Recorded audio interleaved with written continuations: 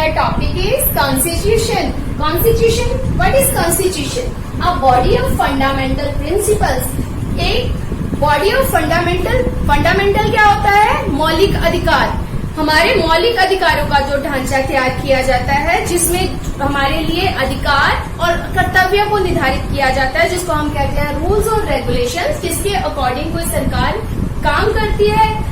Legislative जो है वो नियमों को बनाती है, उसके बाद एग्जीक्यूटिव उनको लागू करती है। तो ठीक है, तो ये सारी चीजों को करने के लिए कॉन्स्टिट्यूशन जो होता है वो बेसिक स्ट्रक्चर होता है। ठीक है, किसी देश की गवर्नमेंट को चलाने के लिए या किसी देश की पूरी सत्ता को चलाने के लिए। इन इंडिया हमें सबको पता है कि इस कॉन्स्टिट्यूशन को क्यों बनाना पड़ा। यहाँ पे बहुत जो भेदभाव था लोगों के अंदर वो बहुत ज्यादा था, और उस चीज को खत्म करने के लिए, इक्वलिटी लाने के लिए, लोगों को सामान्य अधिकार देने के लिए जो कॉन्स्टिट्यूशन था उसका बनाया जाना बहुत जरूरी था। इसी तरह हम नेपाल के एग्जाम्पल लें तो नेपाल के अंदर 1990 तक अरिस्टोक्रेसी थी, राजतंत्र था, वहां पे राजा को खत्म नहीं किया गया था। राजा के पास पावर थी, वो ही नेपाल को चलाता था, उसी के पास कह लो कि सारी की सारी सत्ता की पावर या अथॉरिटी की पावर थी कि पूरी के पूरे नेपाल को उसी की पावर के अकॉर्डिंग, उसी की पावर्स के साथ चलाया जाता था। लेकिन 2006 में लोगों ने आवाज उठाई और वहां पे लोकतंत्र स्थापित किया गया। इसी तरह हमारे इंडिया में भी इस चीज को स्थापित किया गया। जब 1947 में इंडिया आजाद हुआ तो हमारे देश के लिए भी कॉन्स्टिट्यूशन जो है बनाया जाने लगा। Now we discuss about Indian constitution कि इंडिया में जो कॉन्स्टिट्यूशन है, संविधान है, उसको बनाने की जरूरत क्यों फील हुई, क्यों महसूस हुई। तो हम सबको पता है कि यहाँ पे लोगों के साथ बहुत अत्याचार हुए। जो फॉरेनर्स थे, जो अंग्रेज थे, ब्रिटिश यहाँ पे आए, बहुत टाइम तक रहे, और उन अत्याचारों के साथ साथ लोगों को ये फील होने लगा कि जो भी उनके साथ भेदभाव किए जाते हैं इनको खत्म किया जाना चाहिए। तो गाइस, जब इंडिया आजाद हुआ, हमारी कंट्री को फ्रीडम मिली, तो ये डिसीजन लिया गया कि हमारे इंडिया में एक डिफरेंट टाइप ऑफ कॉन्स्टिट्यूशन होगा, जिसमें इक्वालिटी बेस, एक डेमोक्रेटिक कंट्री बेस होगा। ठीक है, तो उसमें क्या था कि 26 नवंबर को 1949 को ये डिसीजन लिया गया था कि हमारे जो इंडिया के लिए कॉन्स्टिट्यूशन बनाया जाएगा।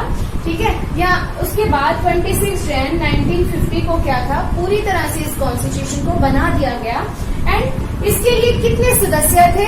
389 मेंबर जो थे इसको बनाने के लिए नियुक्त किए गए, सिलेक्ट किए गए। और गाइस, इसको बनाने के लिए 2 years 11 months एंड 7 days का जो टाइम था वो लगा। इसको बनाने के लिए 2 years 11 months 7 days। इसको बनाने के लिए 2 years 11 months और 7 days तक का टाइम लगा। कॉन्स्टिट्यूशन के इस टॉपिक के अंदर एक टॉपिक एक और उठता है कि व्हाट इज लॉ। लॉ क्या होते हैं, कानून क्या होते हैं। अभी मैंने आपको बताया कि हमारी जो कॉन्स्टिट्यूशन है उसके अंदर 3 पार्ट्स हैं, जो अलग अलग टाइप की जो गवर्नमेंट है वो काम करती है, और उनको करवाने के लिए कौन सी ऐसी कह लो कि चीजें हैं, या कह लो कि कौन से लेवल हैं जो हेल्पफुल होते हैं किसी भी चीज को बनाने के लिए। तो वो होते हैं गाइस, सबसे पहले लेजिस्लेटिव, जिसको हम बोलते हैं विधान पालिका, जो नियमों को बनाती है, एग्जीक्यूटिव जो नियमों को लागू करती है, और जुडिशरी जो इन चीजों का ध्यान रखती है कि जो नियम है वो सही ढंग से लागू करवाए जा रहे हैं, जो नियम है वो अच्छे ढंग से बनाए जा रहे हैं। तो गाइस, जब लेजिस्लेटिव कोई भी नियम बनाती है तो वो नियम होता है, वो रूल होता है या रेगुलेशन होता है। लेकिन उसके द्वारा जब नियम को बना दिया जाता है और जो एग्जीक्यूटिव होती है फिर बाद में उसको लागू करवाती है, जो लागू करवाने के लिए उस चीज को कह लो कि कंटिन्यू करने के लिए जो उसके पीछे पावर काम करती है गाइस, उस पावर और कह लो कि उस नियम को मनवाने के लिए जो शक्ति होती है, जब उन दोनों को मिलाया जाता है तो कोई जो नियम होता है वो लागू हो जाता है। तो वो नियम न रहकर एक लॉ बन जाता है, कानून बन जाता है, जिसके पीछे जुडिशरी की पावर होती है, न्यायपालिका की पावर होती है कि कोई भी बंदा अगर देश के लिए कोई नियम बनाया गया उसको तोड़ता है तो उसके पीछे कौन से कानून लागू होते हैं, कौन से कानून के तहत उसको क्या सजा मिलेगी, या वो किस अपराध के कैटेगरी में आता है। तो इसी तरह जब कोई नियम लेजिस्लेटिव के द्वारा बना दिया जाता है और बाद में एग्जीक्यूटिव कार्यपालिका के द्वारा उसको लागू कर दिया जाता है, तो वो नियम न रहकर एक कानून का रूप धारण कर लेता है। तो गाइज ये बहुत इंपॉर्टेंट क्वेश्चन है, इसके अंदर वो क्वेश्चन आ भी सकता है। जब कॉन्स्टिट्यूशन को बनाया जा रहा था तो इस बात का बहुत ध्यान रखा गया कि जो भी हमारे इंडिया के अंदर हमारी यूनिटी है, हमारा जो इकोनॉमिक पॉलिटिकल सिचुएशन है, जो भी डाइवर्सिटी सिस्टम है, विविधता है, लोग अलग अलग तरह के हैं, इन सबको जोड़े रखने के लिए एक ऐसा दस्तावेज या ऐसे डॉक्यूमेंट्स तैयार किए जाने चाहिए जिसके अकॉर्डिंग जो हमारी लोकतंत्रीय सरकार है वो पूरी तरह से सफल तरीके से चल पाए। और उन चीजों को देखने के लिए किस चीज का ध्यान रखा गया? नंबर फर्स्ट पे आता था फेडरलिज्म। फेडरलिज्म क्या होता है? फेडरल फॉर्म ऑफ गवर्नमेंट होती है गाइस, जिसमें यूनियन और स्टेट गवर्नमेंट को मिलाने के बाद जो सरकार बनती है उसको बोलते हैं फेडरलिज्म, जिसमें जो शक्तियां होती हैं उनका बंटवारा किया गया होता है राज्य और यूनियन टेरिटरी के अंदर, ठीक है। लेकिन जरूरत पड़ने पर या किसी भी तरीके से वो एक दूसरे की हेल्प करते हैं पूरी कंट्री को चलाने के लिए। सेकेंड तो था हमारे पास पार्लियामेंट्री फॉर्म ऑफ गवर्नमेंट। ये क्या होती है? संसदीय शासन प्रणाली क्या होती है? जिसमें हर एक नागरिक को जब वो 18 ईयर का हो जाता है अपनी सरकार को इलेक्ट करने का अधिकार दिया जाता है, जिसको हम कहते हैं राइट टू वोट। चाहे वो लोकल लेवल गवर्नमेंट हो तो या चाहे वो स्टेट लेवल गवर्नमेंट हो, चाहे वो यूनियन टेरिटरी गवर्नमेंट हो, किसी भी तरह से डायरेक्ट इनडायरेक्ट हम अपनी गवर्नमेंट को चुनने के लिए भागीदारी जो है हमारी होगी। नेक्स्ट आता है हमारे पास डिस्ट्रीब्यूशन ऑफ पावर। ये भी बहुत ध्यान रखा गया कि जो डिस्ट्रीब्यूशन ऑफ पावर है वो किया जाना बहुत जरूरी है। क्यों?